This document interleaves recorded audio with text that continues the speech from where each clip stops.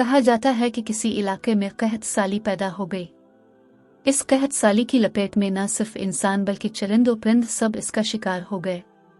मवेशी मालिकान बेहद परेशान थे। इस दौरान एक मस्जिद के मौलवी ने जुमा के खुतबे में निहायत यकीन के साथ ये बात बताई कि अल्लाह का नाम लेकर यानी बिस्म अल्लाह पढ़कर दरिया को हुक्म दिया जाए तो वो भी नाफरमानी नहीं करता। खुतबा सुनने वालों में एक चरवाहा भी मौजूद था। मौलवी की ये बात इसके दिल में उतर गई और इस बात पर उसका यकीन कामिल हो गया।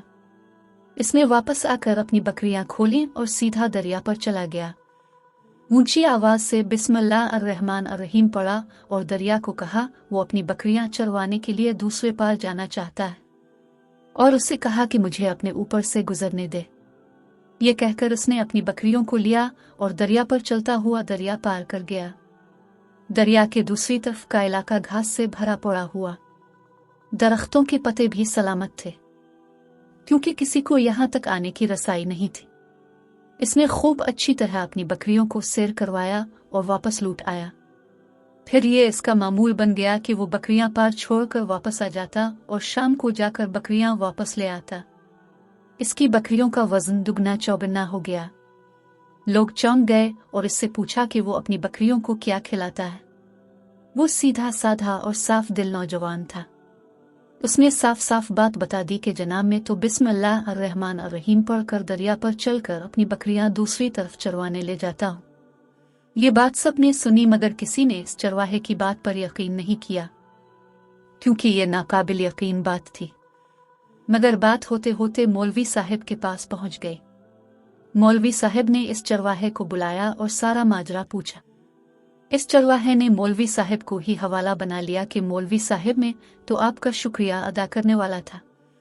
अपने जुमा के खुतबे में जो नुस्खा बताया था कि बिस्मिल्लाह कहकर दरिया को भी हुक्म दो तो वो भी इनकार नहीं करता, तो मैं तो बस आपके नुस्खे पर ही अमल कर रहा हूँ। मौलवी साहब हैरत से इसके चेहरे को देखते रहे। मौलवी साहब ने कहा, भाई साहब, ऐसी बातें तो हम हर जुमा में करते हैं, फकत उनका मकसद लोगों का ईमान बनाना होता है।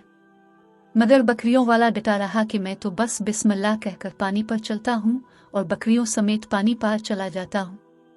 आखिरकार मौलवी साहब ने सुबह खुद यह तजुर्बा करने की ठानी, जिसे देखने चरवाहे समेत पूरा इलाका भी आ गया। मजमा ज्यादा था।